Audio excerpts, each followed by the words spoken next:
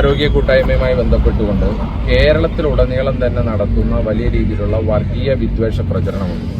ഈ പ്രചരണം തുടങ്ങി വെക്കുന്നത് അതൊരു നിഷ്കളങ്ക ഭാവത്തോടു കൂടിയല്ല എന്നുള്ളത് നമുക്ക് വളരെ വ്യക്തമാണ്. കാരണം ഈ മെക്സവൺ എന്ന് പറയുന്ന ഒരു ആരോഗ്യ കൂട്ടായ്മ അത് മലബാർ കേന്ദ്രീകരിച്ച് ഉണ്ടാകുന്നു.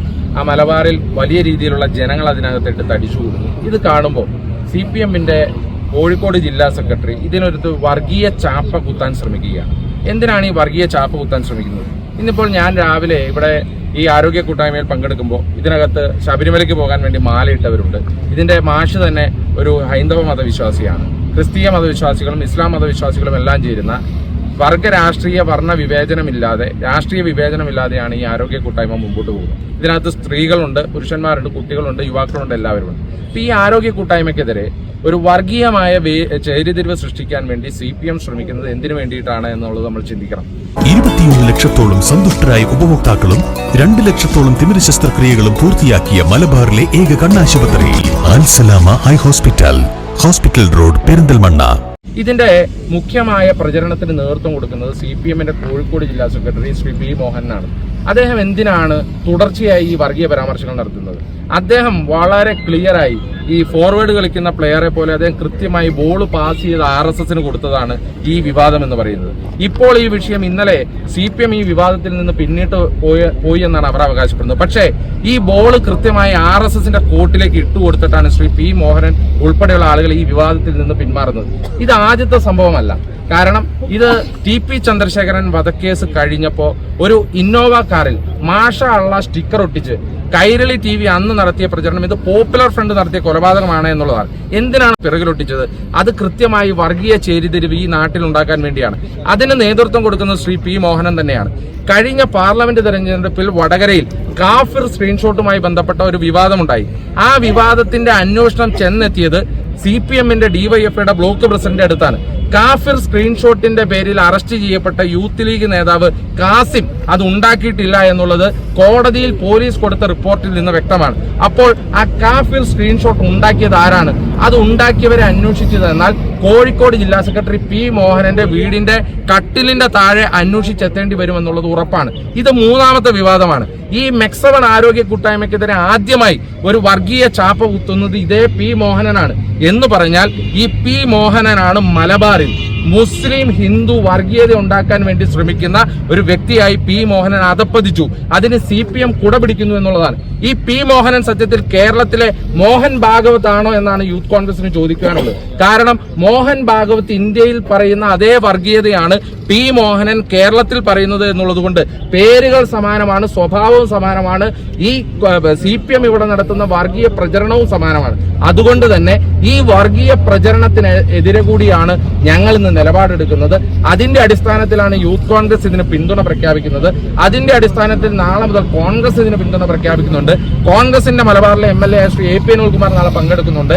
ഈ വർഗീയമായി ഇത് RSSന് ഒരുപടി മുന്നേ വർഗീയത പറയണമെന്നുള്ള CPM-ന്റെ നയത്തിന്റെ ഭാഗമായി മുസ്ലിം വിരുദ്ധ വർഗീയ പ്രചരണം കേരളത്തിലുടനീളം നടത്തിക്കൊണ്ട് ഭൂരിപക്ഷ പ്രീണനം നടത്തുക എന്ന CPM-ന്റെ നയത്തിന്റെ ഭാഗമായിട്ടാണ് P. മോഹനൻ ഇപ്പോൾ നടത്തുന്ന ഈ ശ്രമങ്ങൾ.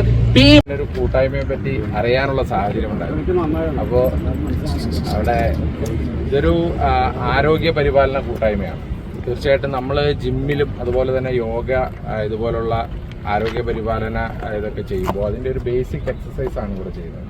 ഒരു 21 മിനിറ്റിന്റെ ഒരു ബേസിക് എക്സസൈസ്. ഇത് നാട്ടിൽ മുഴുവൻ നമ്മുടെ ഒരു ആരോഗ്യ സമ്പൂർണമായ കേരളം എന്ന ലക്ഷ്യത്തോടു കൂടി അവർ ചെയ്യുന്നതാണ്. ഇതിന് മറ്റ് ജാതി മത വർണ്ണ രാഷ്ട്രീയ വിവേചനമില്ലാതെയാണ് ഇത് ചെയ്യുന്നത്. ഇവിടെ ഇപ്പോൾ എല്ലാ രാഷ്ട്രീയ പാർട്ടിയുടെ അംഗങ്ങളുണ്ട്. എന്നോട് പോകുന്നത് CPM-ന്റെ ബ്രാഞ്ച് ഭാരവാഹികളുടെയുണ്ട്, കോൺഗ്രസിന്റെ ഭാരവാഹികളുടെയുണ്ട്, ലീഗിന്റെ ഉണ്ട്, NCPയുടെ ഉണ്ട്. അങ്ങനെ എല്ലാ രാഷ്ട്രീയ അതും വിവിധ മതങ്ങളിൽപ്പെട്ട ഇപ്പോൾ മാലയിട്ടിരിക്കുന്ന ശബരിമലയ്ക്ക് പോകാനിരിക്കുന്ന ആളുകളുണ്ട്, ക്രൈസ്തവ മുസ്ലിം ജനവിഭാഗങ്ങളുണ്ട്, എല്ലാവരും. അപ്പോൾ ഇത് BJP ഉണ്ട്, എല്ലാവരും ഉണ്ട്. അപ്പോൾ ഇത് ജാതി മത വർണ്ണ രാഷ്ട്രീയ വിവേചനമില്ലാതെ ഒരു ആരോഗ്യ സമ്പൂർണമായ കേരളം എന്നുള്ള ലക്ഷ്യത്തോടു കൂടി മുന്നോട്ട് പോകുന്ന ഒരു ആരോഗ്യ കൂട്ടായ്മയാണ്. ഈ കൂട്ടായ്മയെക്കുറിച്ച് അനാവശ്യമായ വിവാദങ്ങൾ ഉണ്ടാക്കുന്നത് തന്നെ ശരിയല്ല. കാരണം ഇത് നമുക്കിപ്പോൾ രാവിലെകളിൽ നമ്മുടെ എക്സസൈസുകൾ കുറഞ്ഞു വരികയാണെന്നുള്ളതും ജീവിതചര്യ രോഗങ്ങൾ കൂടുകയാണ് എന്നുള്ളതും കണക്കുകളുടെ അടിസ്ഥാനത്തിൽ വ്യക്തമാണ്. അപ്പോൾ അതുകൊണ്ട് അത് മുഴുവനായി മാറ്റുക, അത് പുതിയൊരു ജനതയ്ക്ക് നമ്മളൊരു എക്സസൈസ് രീതി അവലംബിക്കുക. നമ്മൾ ഇക്കിഗായി പോലുള്ള പുസ്തകങ്ങൾ വായിക്കുന്നത് നമുക്കറിയാം. ഇക്കിഗായിലൊക്കെ രാവിലെ എഴുന്നേറ്റാൽ 15 മിനിറ്റ് ഒരു എക്സസൈസിന്റെ രീതികൾ പറയുന്നുണ്ട്. അപ്പോൾ ഇത് അതിന് സമാനമായി വളരെ കൃത്യമായ ഒരു എക്സസൈസ് കൂട്ടായ്മയാണ്.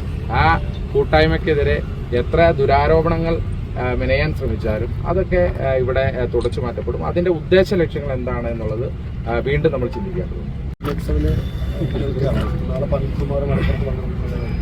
അല്ല, ഇതിന് പിന്തുണ കൊടുക്കണ്ടേ? ഇതിന് നമ്മൾ പിന്തുണ കൊടുക്കണം. കാരണം ഞാൻ രാവിലെ 5:50 വരുമ്പോൾ ഇവിടെ വാമപ്പ് നടക്കുകയാണ്. ആ വാമപ്പിൽ തുടങ്ങി കറക്റ്റ് ഒരു അരമണിക്കൂർ നേരത്തെ കൃത്യമായ ഒരു സിലബസോട് കൂടിയ ഒരു ബേസിക് എക്സസൈസ് ക്ലാസ്.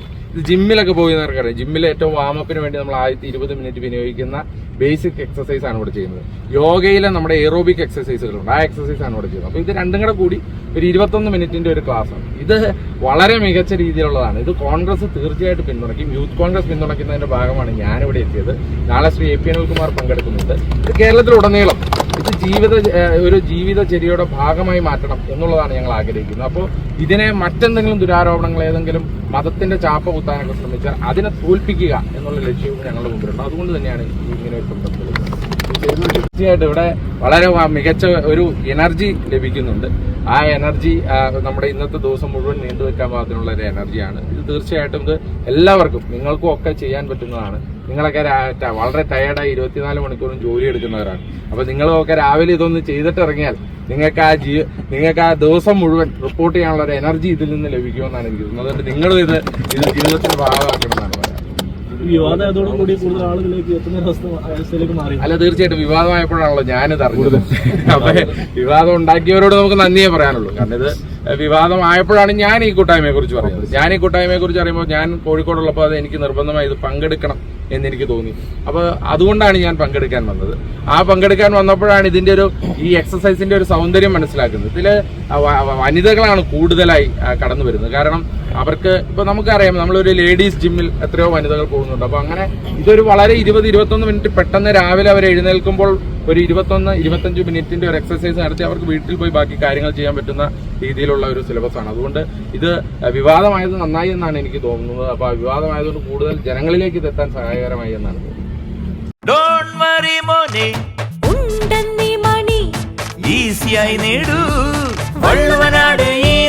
ആവശ്യം ഏതുമാകട്ടെ, പണം ഞങ്ങൾ തരും.